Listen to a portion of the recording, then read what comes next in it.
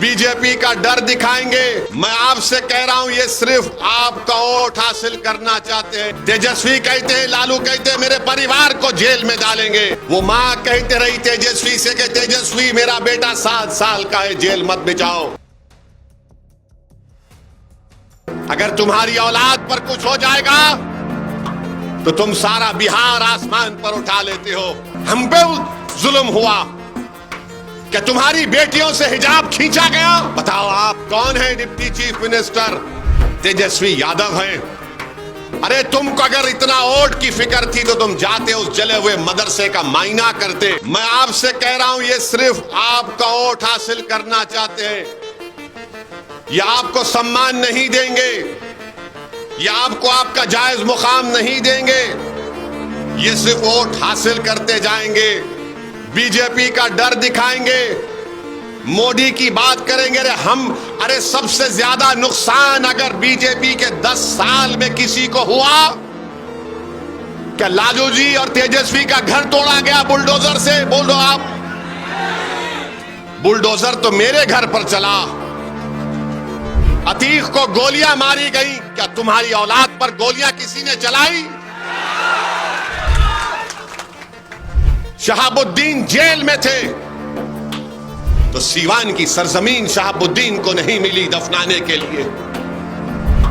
हम पे जुल्म हुआ क्या तुम्हारी बेटियों से हिजाब खींचा गया?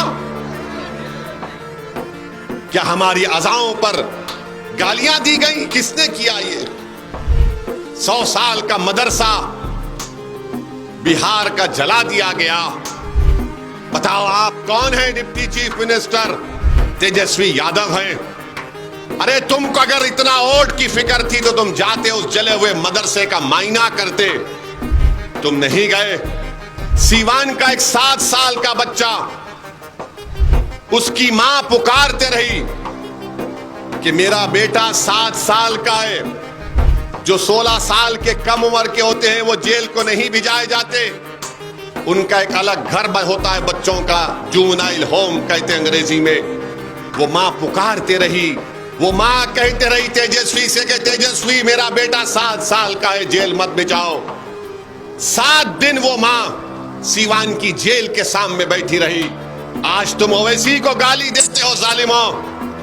अगर तुम्हारी औलाद पर कुछ हो जाएगा तो तुम सारा बिहार आसमान पर उठा लेते हो कि हमको जेल में डाल रहे हैं। तेजस्वी कहते हैं, लालू कहते हैं मेरे परिवार को जेल में डालेंगे।